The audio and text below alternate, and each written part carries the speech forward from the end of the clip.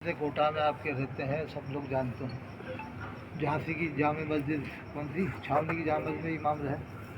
ये शहर के पुराने बड़े इमामों में आते हैं। खतीब मिल्लत हज़रत मौलाना अब्दुल रऊफ़ साहब अब आपके सामने तकरीर फरमाएंगे इंशाअल्लाह ताला। आप उनकी भी तकरीर समाअत फरमाएँ। शायद उस पर ही कुर्सी पे बैठ के करें, कुर्सी ले रहा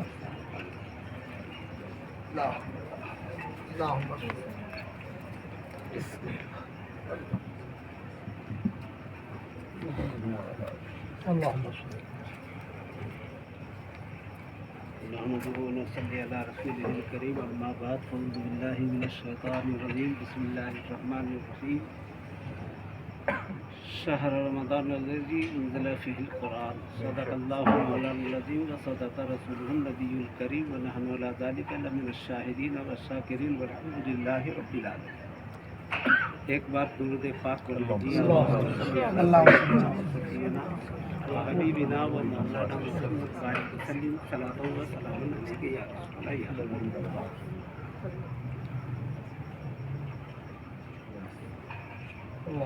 शायर फरमाता है, अल्लाह की रहमत से हासिल वो अम्र इबादत करते हैं जो मर्द मुसलमान रोजाना कुरान की तिलावत करते हैं।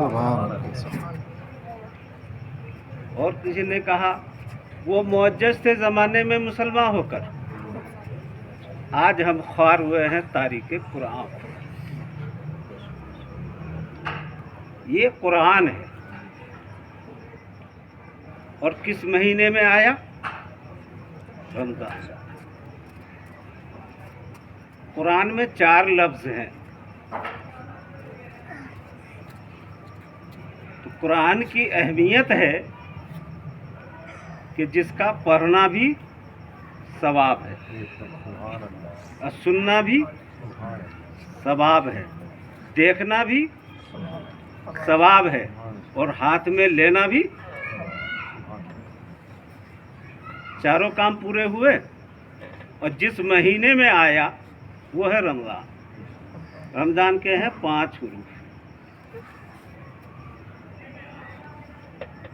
और फ़राइज़ इस्लाम कितने हैं? और सारे फ़राइज़ों की अगर आप तफसील ढूंढेंगे तो वो मिलेगा किसमें? कुरान में। नमाज कैसे पढ़नी है, रोज़े का अहकाम, ज़कात का अहकाम, हज के अहकाम, सब कुरान में। तो ये सारी चीज़ें जो है, ये 5 लफ्ज़ जो कुरान रमज़ान के आए, उसमें हमारी सारी ज़िंदगियां जो है मिली हुई हैं। और अगर हम इधर से भी देखते हैं तो हमारी ज़िंदगी में है 5 हुरूफ। ज़िंदगी में 5। अगर हम जिंदा हैं तो 5 फ़राइज़ हमारे ऊपर मुसल्लत हैं।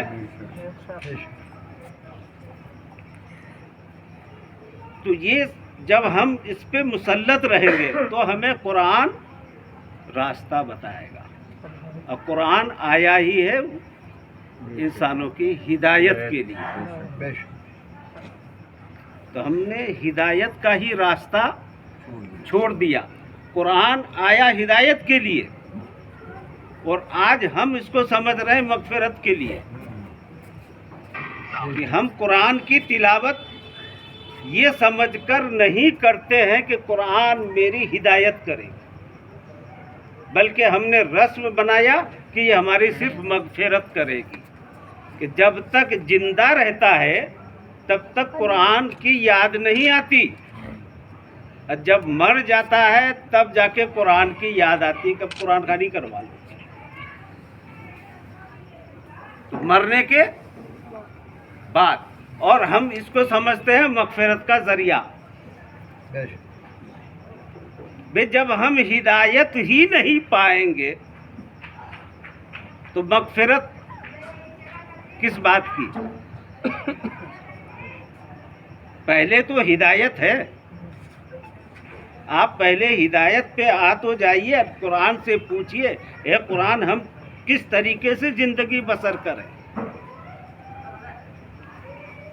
تو قرآن آپ کو راستہ بتائے گا کہ تمہیں جھوٹ نہیں بولنا ہے، تمہیں غیبت نہیں کرنی ہے، تمہیں چغلی نہیں کھانی ہے، تمہیں فتنہ پیدا نہیں کرنا ہے، تمہیں آپس میں محبت اور اخلاق کے ساتھ زندگی بسر کرنی ہے۔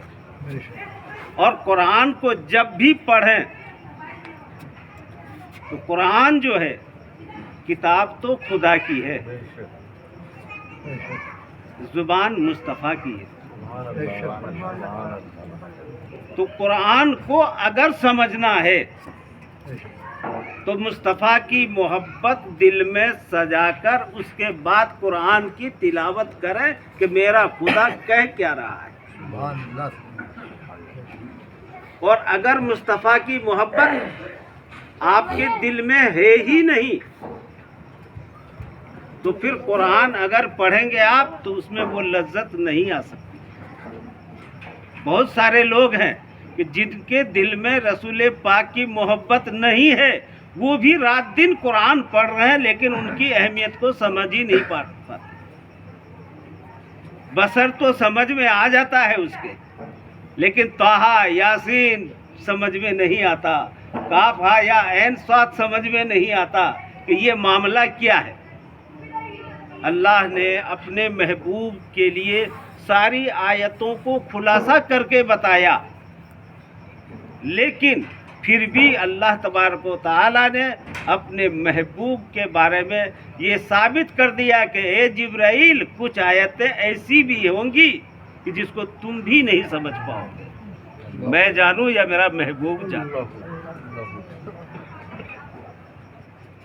تو قرآن ہمیں یہ سب کچھ کی تعلیم دے رہا ہے، تو ہمیں ضرورت ہے کہ ہم پہلے مصطفیٰ کے عشق میں ڈوب جائیں، اس کے بعد قرآن کو کھول کر جب اس کی آیتوں کا ہم مطالعہ کریں تو پتہ چلے گا کہ واقعی کیا کیا عشق ہے، کیا محبت ہے، اور مصطفیٰ جان رحمت کی کیا تعظیم و تکریم ہے، کون سی ایسی ادا ہے کہ جو قرآن میں موجود نہیں ہے۔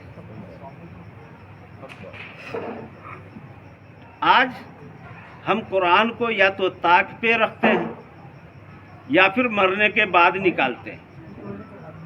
دوسری بات کہ قرآن جو ہے پڑھنے کا حکم دیا گیا ہے، پڑھوانے کا کہاں دیا ہے یہ بتائیے پہلے آپ۔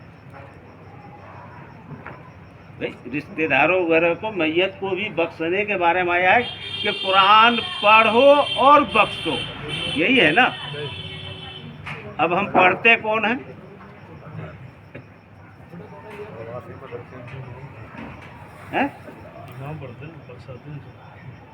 اب ہے کہ بچوں کو بلا لو، مولویوں کو بلا لو، وہ پڑھیں گے، تو تمہارا حکم کہاں گیا؟ پابندی کس کو کرنی ہے؟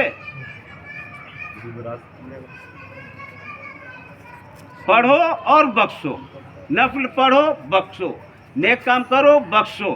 تو اب نفل سے تو ہمیں کوئی مطلب ہے ہی نہیں۔ اب قرآن بھی رہا تو میں تو پڑھوں گا نہیں، بچے پڑھیں گے یا مولانا لوگ پڑھیں گے۔ تو کیا مولانا لوگوں کی ٹھیکیداری ہے؟ قرآن بخشے مولانا، مکان میں رہو تم، بینک بیلنس رکھو تم، ساری دولتیں رکھ لو تم، اب بخشے مولانا، یہ ٹھیکیداری ہو گئی کیا؟ دوسری بات مسئلے کے روح سے بتا رہا ہوں، پڑھے گا مولانا، پڑھے گا مولانا، کوئی دقت نہیں ہے۔ اب مسئلہ اٹھا کے دیکھ لیجئے، مسئلے میں کیا ہے؟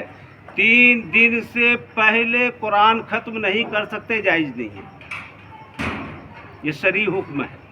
اور اگر اولیاء کرام کی کتابوں کو پڑھیں گے، سوانے پڑھیں گے، تو وہ لوگ تو ایک رات میں قرآن پڑھ لیا کرتے۔ ہمارا تعلق ان کی زندگی سے نہیں ہے، وہ معاملہ الگ، ہمارا معاملہ الگ۔ اب 3 دن سے پہلے قرآن پڑھنے کا حکم نہیں ہے تو 3 دن تو ہے۔ شریعت میں حکم ہے کہ اگر کسی سے تم قرآن پڑھواتے ہو تو اس کی کما حقہ محنت دو، محنت دینے میں اوسطاً تو میرا کہنا یہ ہوتا ہے کہ بھائی اوسطاً اگر دے رہے ہو تو ٹھیکیدار کی مت دو، بیلدار کی مت دو، کاریگر کی تو دو گے. اوسط تو یہی ہے نا بے شک. کہ ٹھیکیدار کی بھی مت دو، بیلدار کی بھی مت دو، کاریگر کی تو دو گے. کاریگر کتنے کا ملتا ہے آج کل؟ 700 800. 3 دن کا جوڑ لیے تو کیا ہوا؟ 8 یا 24 تو ہوئے. اب خوشی سے جو کچھ دینا چاہیں تاکہ اس کی طبیعت خوش ہو جائے. قرآن کا حکم یہی ہے اتنا دو کہ تاکہ اس کا دل جو ہے خوش ہو جائے. لیکن خوش تو کیا کریں گے؟ دیتے اتنا ہے کہ وہ خشک ہو جائیں، خشک ہو جائیں. تو اب اتنا اگر تم نے دیا ہی نہیں تو بیچارہ کون سی دعا کرے گا؟ لٹکا ہوا تو ویسے ہی ہے. اللہ جانے پڑھ تو دیا، کیا دے گا نہیں دے گا. باپ کے نام کی بخشش کی دعا کر دو بھائی. اب جب بعد میں جب اس کے ہاتھ میں دیا 51 روپے 21 روپے، پتہ چلا میڈیکل پہ گیا، گلا جو خشک ہوا اس کی دوائی دینے کے لیے میڈیکل والا انکار کر رہا ہے، اتنے پیسوں میں ہوگا ہی نہیں. تو پھر قرآن کو آپ سمجھ کیا رہے ہیں؟ بے شک. اگر پڑھوا رہے ہیں تو پڑھوانے کا حق دیجیے، بے شک. اور اگر نہیں تو خود پڑھیے، چاہے چند آیت ہی پڑھیے، آپ اسی کو بخش دیں. سبحان اللہ. بے شک. باقی قرآن کوئی آسان چیز نہیں ہے.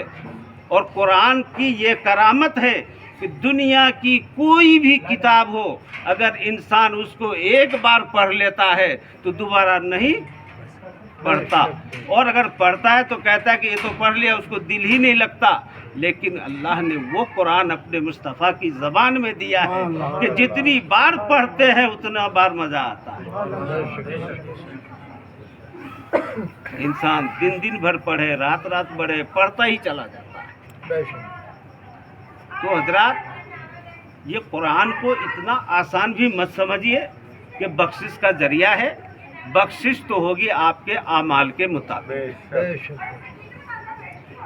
آج کل جو یہ فارملٹیاں چل رہی ہیں کہ آج کل لوگ جب تک زندہ ہیں مسلمان بننا نہیں چاہتے. بے شک. میں کڑوی بات کہتا ہوں، جب تک زندہ رہتا ہے نا تو مسلمان بننا نہیں چاہتا. مر جانے کے بعد اس کو مسلمان بنایا جاتا ہے. بنایا جاتا ہے کہ نہیں؟ جب مرتا ہے تب کہتا ہے عبد الرحمن کا انتقال ہو گیا، اعلان کرتے ہیں. اب اس کا ناپ سے کفن چاہیے، عطر چاہیے، گلاب چاہیے، اگربتی چاہیے، ملتانی مٹی بھی چاہیے. کیوں استنجا کرائیں گے؟ ارے 72 سال کی عمر ہو گئی اس کی، کبھی یہ تو پوچھو کہ استنجا کیا بھی تھا کہ نہیں کیا تھا.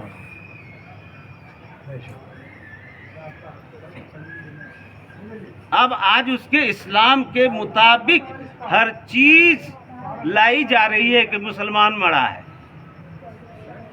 ارے جب تک زندہ رہا مسلمان بنا ہی کب؟ اذان کس کے لیے ہو رہی تھی؟ نماز کیوں ہو رہی تھی؟ قرآن کس کے لیے آیا تھا؟ تسبیح و تحلیل کس کے لیے آئی تھی؟ وہ سب چیزوں سے ناکارا. اب مر گیا تو بن گیا مسلمان.